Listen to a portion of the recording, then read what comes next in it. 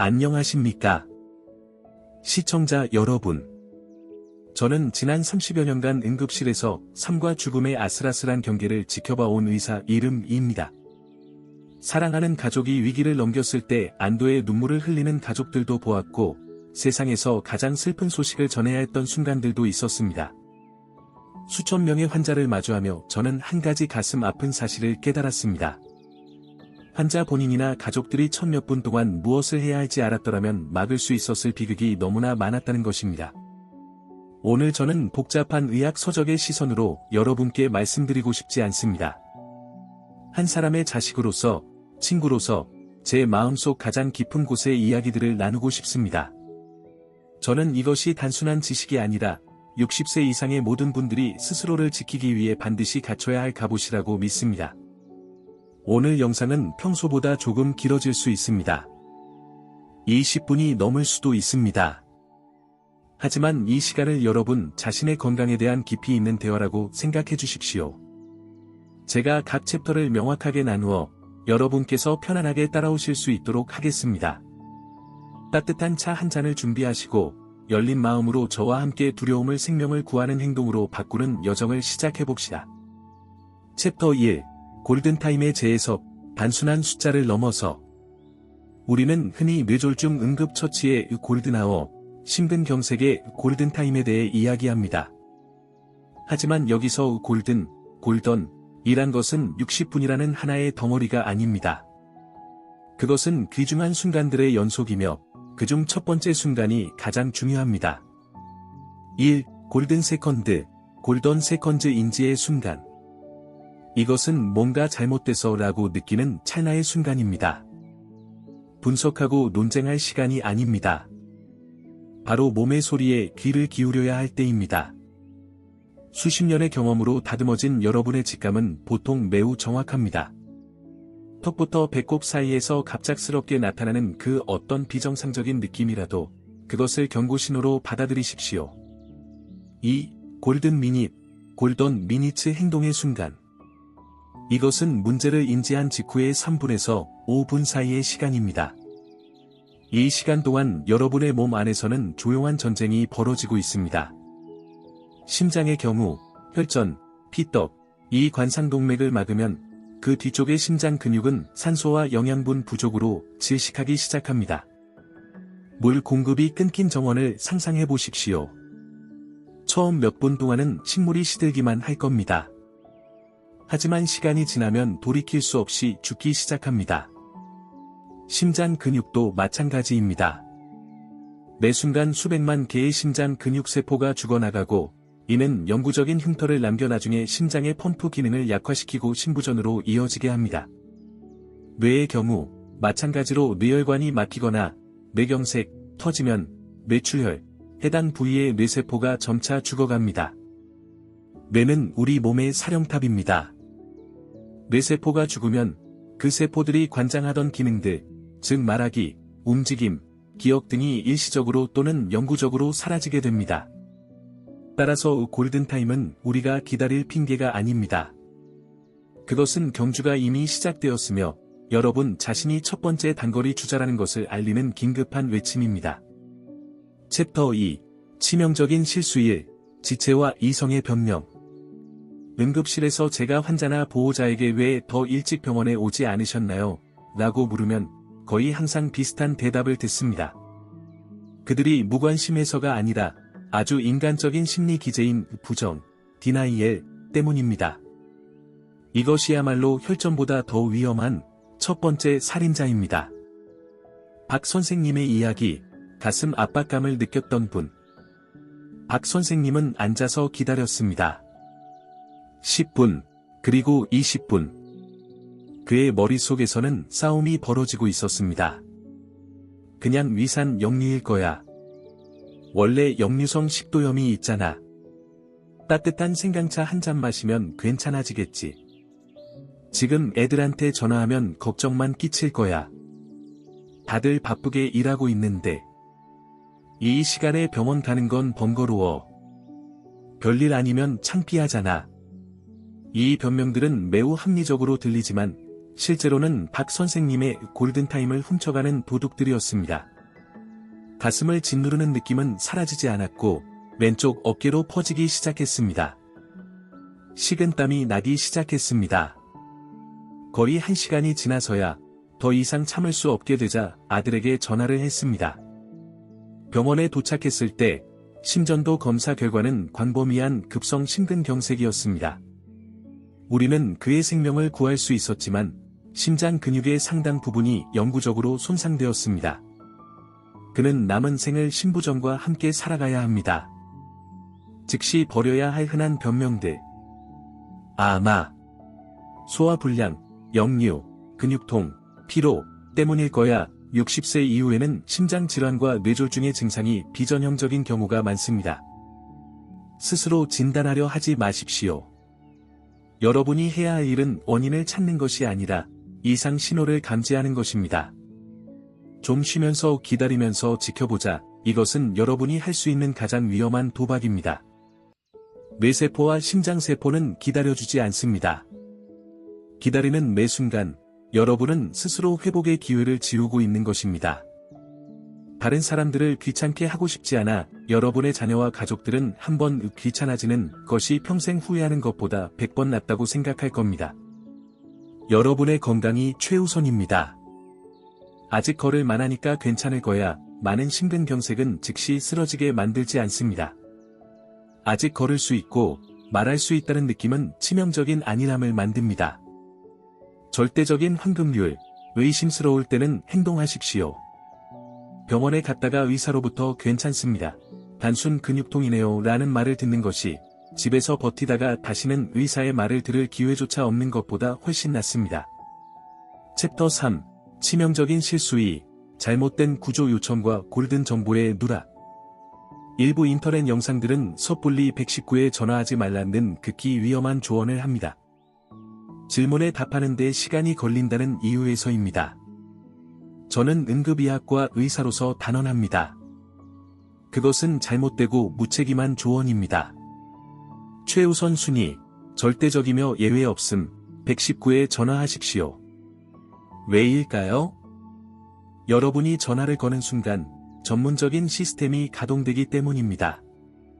그들은 단지 구급차를 보내는 것이 아닙니다.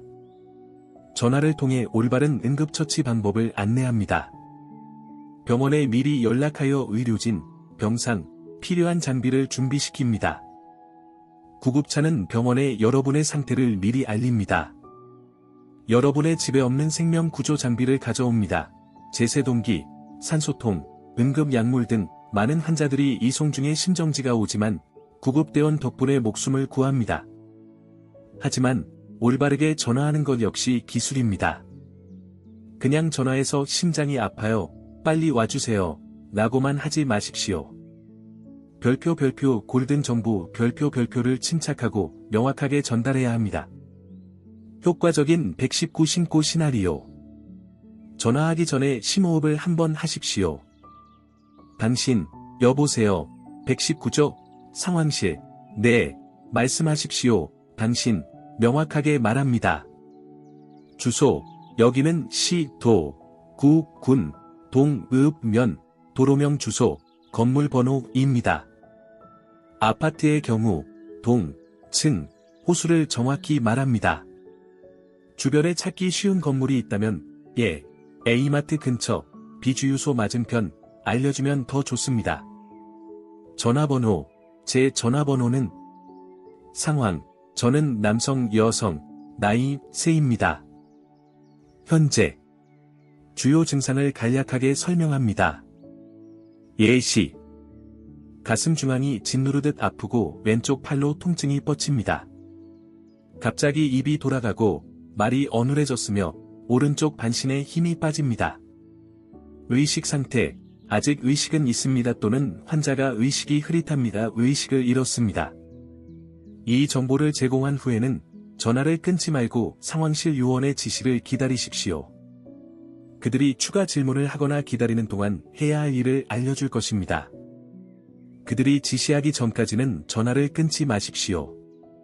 이렇게 효과적으로 통화하는 데는 약 60에서 90초밖에 걸리지 않지만 이 시간은 생명을 구하는 전체 시스템을 가동시키고 구급차가 도착했을 때의 귀중한 시간을 절약해줍니다.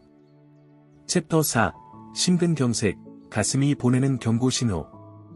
이제 가장 흔하고 무서운 응급 상황인 심근경색에 대해 깊이 알아보겠습니다. 1. 적식별하기, 전형적인 가슴 통증만이 아닙니다. 영화에서는 흔히 누군가 갑자기 가슴을 움켜쥐고 쓰러지는 장면을 보여줍니다. 하지만 현실은 훨씬 더 복잡합니다. 전형적인 증상, 주로 남성에게 흔함. 가슴 중앙 부위가 짓눌리거나 쥐어짜거나 타는 듯한 느낌 또는 답답함. 환자들은 종종 코끼리가 가슴에 앉아 있는 것 같다고 표현합니다. 통증이 목, 턱, 어깨, 그리고 팔, 주로 왼쪽 팔로 뻗어나갈 수 있습니다. 식은땀, 호흡곤란, 메스꺼움, 현기증이 동반됩니다. 비전형적인 증상, 여성, 노인, 당뇨병 환자에게 매우 흔함. 갑작스러운 호흡곤란, 힘든 일을 하지 않았는데도 숨이 차고 숨쉬기 힘든 느낌. 이것이 유일한 증상일 수 있습니다. 극심하고 비정상적인 피로, 막 잠에서 깼는데도 불구하고 갑자기 아무것도 할 수 없을 정도로 기운이 빠지는 느낌. 다른 부위의 통증, 등 위쪽, 양쪽 어깨뼈 사이, 상복부, 위통으로 착각하기 쉬움, 또는 턱이나 목에만 통증이 나타남. 메스꺼움과 구토. 원인 모를 불안감, 초조함. 이 선생님의 이야기, TV를 보던 분 이 선생님은 가슴 통증이 없었습니다. 그녀는 단지 극심한 피로와 메스꺼움을 느꼈습니다. 위장병 병력이 있었기 때문에 그녀는 위장병이 재발했다고 생각했습니다. 위장약을 먹고 누웠습니다. 다행히 남편이 그녀의 안색이 창백하고 식은땀을 흘리는 것을 보고 이상하게 여겨 119에 신고했습니다. 병원에서 우리는 그녀가 합역 심근경색 진단을 내렸습니다. 이 부위는 위장 증상을 자주 유발하는 위치입니다. 남편의 예리한 관찰이 그녀의 생명을 구한 것입니다. 2. 구급차를 기다리는 동안의 행동계획, 119 신고 후. 바로 이 순간 여러분의 행동이 진정한 차이를 만듭니다. 이 4단계를 기억하십시오. 1단계, 멈추고 앉기. 모든 활동을 즉시 중단하십시오. 움직이려 하지 말고 물건을 가지러 가거나 씻으려 하지 마십시오. 편안한 장소를 찾아 비스듬히 기대앉는 자세를 취하십시오. 벽이나 의자에 등을 기대고 머리와 어깨를 30에서 45도 정도 높게 유지합니다. 네. 이 자세는 심장으로 돌아오는 정맥 혈류량을 줄여 손상된 심장 근육의 부담과 산소 요구량을 감소시킵니다. 똑바로 누우면 오히려 심장의 부담이 커집니다. 2단계, 아스피린 씹기. 아스피린에 알레르기가 없고 심각한 위장관 출혈 병력이 없다면 아스피린 325mg 한 알 또는 81mg 네 알을 천천히 씹으십시오. 물과 함께 삼키지 마십시오. 네. 아스피린은 혈소파 능집을 억제하여 혈전이 더 커지는 것을 막고 혈전을 분해하는 데 도움을 줄 수 있습니다. 약을 씹으면 구강 점막을 통해 빠르게 흡수되어 삼키는 것보다 훨씬 빨리 효과를 나타냅니다. 주의! 이 단계는 심근경색이 의심될 때만 적용됩니다. 뇌졸 중에는 절대 사용하지 마십시오. 3단계, 진정하고 심호흡하기. 공황 상태는 스트레스 호르몬, 아드레날린을 분비시켜 심장을 더 빨리 뛰게 하고 혈압을 높여 이미 지친 심장을 더 힘들게 만듭니다. 호흡법을 연습하십시오. 코로 4초간 천천히 깊게 숨을 들이마신 후 입으로 6초간 천천히 내쉬십시오. 계속 반복합니다. 네. 느리고 깊은 호흡은 부교감 신경계를 자극하여 마치 몸의 자연 브레이크처럼 작용하여 심박수를 안정시키고 혈압을 낮추는 데 도움을 줍니다. 4단계, 준비하기. 가족이 있다면 문을 미리 열어두고 구급대원이 신속하게 접근할 수 있도록 통로를 확보해달라고 부탁하십시오. 복용 중인 모든 약을 한 봉지에 모아두십시오. 진료 기록이나 관련 서류가 있다면 준비해 두십시오. 이 정보는 응급실 의사에게 매우 귀중합니다. 챕터 5. 뇌졸중, 침묵의 암살자. 심근경색이 시끄러운 공격이라면 뇌졸중은 종종 조용한 암살자와 같습니다. 그것은 우리 몸의 중앙사령부를 공격하여 파괴적인 손실을 초래합니다. 1. 뇌졸중 인지하기 FAST 구호를 기억하십시오. 복잡한 용어는 잊어버리십시오. 이 간단한 구호를 기억하는 것만으로도 한 생명을 구할 수 있습니다. FAST는 국제적으로 사용되는 구호입니다. F. 페이스, 얼굴마비 환자에게 웃어보거나 이를 드러내보라고 하십시오. 한쪽 얼굴이 처지거나 일그러지지 않습니까? A. 아엄즈, 팔마비 환자에게 양팔을 앞으로 들어보라고 하십시오. 한쪽 팔이 다른 쪽보다 아래로 처지지 않습니까? S. 스피치, 언어장애 환자에게 간단한 문장을 말해보라고 하십시오. 예, 오늘 날씨가 참 좋네요. 발음이 어눌해지거나 말을 더듬거나 아예 말을 못하지 않습니까? T. 타임, 시간, 즉시 119에 전화 위 세 가지 증상 중 하나라도 보인다면 설령 잠깐 나타났다가 사라졌더라도 그것을 뇌졸중으로 간주하고 즉시 119에 전화하십시오. 절대 기다리지 마십시오. 2. 구급차를 기다리는 동안의 행동계획, 119 신고 후. 뇌졸중 환자를 기다리는 동안의 행동은 심근경색과 몇 가지 중요한 차이점이 있습니다. 1단계, 환자를 안전한 회복 자세로 눕히기. 환자를 평평한 곳에 눕히십시오. 몸을 옆으로 부드럽게 돌리고 머리 밑에 야른 베개를 받쳐줍니다. 네.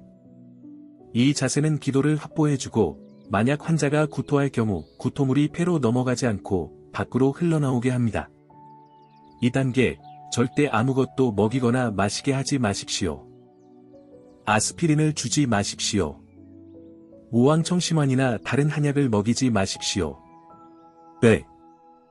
뇌졸중에는 크게 두 종류가 있습니다. 혈관이 막히는 뇌경색과 혈관이 터지는 뇌출혈.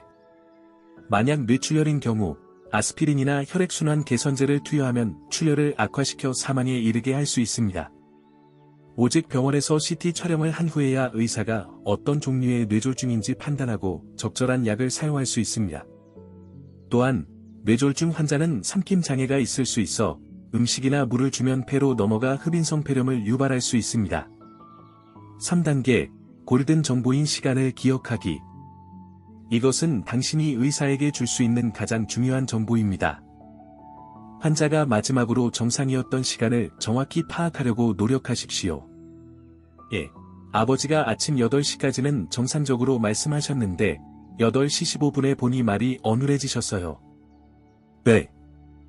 뇌경색에서 혈전을 녹일 수 있는 매우 효과적인 혈전용해제라는 약이 있지만 이 약은 증상 발생 후 몇 시간 이내, 보통 4.5시간에만 투여할 수 있습니다. 당신이 제공하는 시간이 환자가 이 기적의 약을 맞을 수 있을지 결정합니다. 챕터 6. 생명의 상자, 우리 집 응급 키트. 말은 사라지지만 준비는 남습니다. 저는 60세 이상의 어르신이 계신 모든 가정의 별표 생명의 상자 별표를 만들 것을 강력히 권고합니다. 이것은 미신이 아니라 과학이고 배려입니다. 눈에 잘 띄는 작은 상자, 빨간색이면 더 좋습니다. 늘 준비해서 다음 물품들을 넣어두십시오. 아스피린 81mg 또는 100mg 한 통, 장염 코팅이 아닌 일반 아스피린. 크고 명확한 글씨로 다음 정보를 적은 종이 한 장. 성함, 생년월일, 혈액형, 복용 중인 약물 목록, 약 이름, 용량, 하루 복용 횟수를 명확히 기재. 앓고 있는 질병 목록, 예, 고혈압, 제2형 당뇨, 심방세동, 만성 신부전 등. 알레르기 정보, 약물, 음식 등 알레르기가 있는 항목을 기재. 비상 연락처, 배우자, 자녀, 주치의의 연락처. 중요 의료 기록 사본, 있을 경우 가장 최근의 심전도, 퇴원 기록 등. 2. 생명의 상자를 냉장고 위나 전화기 옆처럼 눈에 잘 띄고 꺼내기 쉬운 곳에 두십시오. 그리고 가장 중요한 것은 가족 구성원 모두가 이 상자의 존재와 위치를 알고 있어야 한다는 것입니다. 구급대원이 도착했을 때 이 상자 하나만 건네주면 여러분은 그들에게 귀중한 정보를 제공하여 시간을 절약하고 더 정확한 진단과 치료를 가능하게 하는 것입니다. 챕터 7. 수동적인 삶에서 능동적인 삶으로 60세 이후의 건강 요새 구축하기. 지금까지 우리가 이야기한 모든 것은 적이 문 앞에 닥쳤을 때의 대처법입니다. 하지만 전쟁에서 이기는 가장 좋은 방법은 전쟁이 일어나지 않게 하는 것입니다. 이 나이의 건강관리는 더 이상 선택이 아니라 필수적인 일입니다. 건강 오디오북이라는 제안은 훌륭하며 저는 그것을 더 확장하고 싶습니다. 여러분 자신의 건강에 대한 최고 경영자, CEO가 되십시오. 첫 번째 기둥, 지식은 힘입니다. 귀를 기울이십시오. 시력이 약해졌을 때 건강 관련 오디오북이나 팟캐스트는 훌륭한 도구입니다.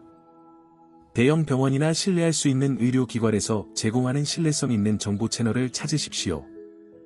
질문하십시오. 정기검진 시 그냥 약만 타러 가지 마십시오. 의사에게 할 질문을 미리 준비하십시오. 의사 선생님, 제 혈압은 이 정도면 괜찮은가요? 이 약의 부작용은 무엇인가요? 집에서 어떤 수치를 주의 깊게 봐야 하나요? 적을 이해하십시오. 고혈압, 당뇨, 고지혈증이 있다면 그것들에 대해 시간을 내어 공부하십시오. 질병의 원리를 이해하면 치료 지침을 따를 동기가 더 강해집니다. 두 번째 기둥, 정신은 기반입니다. 스트레스, 불안, 우울증은 단순한 감정이 아닙니다. 이것들은 심혈관 질환의 실질적인 위험 요소입니다. 매일의 즐거움을 찾으십시오. 화초 가꾸기, 손주와 놀아주기, 노인복지관 프로그램 참여, 명상, 또는 그냥 오랜 친구에게 전화 한 통 거는 것, 긍정적이고 즐거운 마음을 유지하는 것은 매우 효과적인 약입니다. 세 번째 기둥, 신체는 요새입니다. 현명한 영양 섭취, 너무 과도하게 제한할 필요는 없습니다. 균형 잡힌 식사를 하되 혈압 조절을 위해 염분 섭취를 줄이고 혈당 조절을 위해 단 음식과 정제 탄수화물을 줄이며 채소, 과일, 좋은 지방의 섭취를 늘리십시오. 합리적인 운동, 마라톤을 뛸 필요는 없습니다. 매일 30분씩 걷는 것만으로도 훌륭합니다. 태극권, 노인을 위한 요가 등 여러분이 즐기면서 꾸준히 할 수 있는 어떤 운동이든 좋습니다. 운동은 심장을 더 튼튼하게, 혈관을 더 유연하게 만듭니다. 건강이라는 요새를 쌓는 것은 꾸준함이 필요한 과정입니다. 하지만 오늘 여러분이 쌓는 벽돌 하나하나가 미래의 여러분을 굳건히 지켜줄 것입니다. 맺은 말, 고난과 희망을 드리며 우리는 함께 꽤 긴 여정을 걸어왔습니다. 정보가 많다는 것을 압니다. 하지만 가장 핵심적인 것들만은 꼭 기억해 주십시오. 인지하십시오. 아주 작은 경고 신호라도 놓치지 마십시오. 절대 몸의 소리를 무시하지 마십시오. 119에 전화하십시오. 즉시, 그리고 명확한 정보를 전달하십시오. 이것이 가장 중요한 단계입니다. 행동하십시오. 기다리는 동안 올바른 자세, 아스피린, 심장질환 의심 시, 침착함 유지, 그리고 사전 준비로 올바르게 대처하십시오. 오늘 여러분이 얻은 지식은 바로 힘입니다. 그것은 공황 상태를 침착함으로, 수동적인 자세를 능동적인 자세로 바꿉니다. 그것은 여러분 자신을 구할 뿐만 아니라 여러분의 배우자, 이웃, 혹은 길에서 우연히 마주친 누군가를 구할 수도 있는 힘입니다. 노년은 황혼이 아닙니다. 우리가 자신을 돌보는 법을 안다면 그것은 평화와 지혜로 가득 찬 눈부신 황금빛 오후가 될 수 있습니다. 부디 이 정보를 혼자만 간직하지 마십시오. 사랑하는 사람들에게 이 영상을 공유해 주십시오. 여러분의 공유 한 번이 한 생명을 구할 수 있습니다. 경청해 주셔서 진심으로 감사합니다. 모든 어르신들과 가정에 늘 건강과 평안이 함께하기를 기원합니다.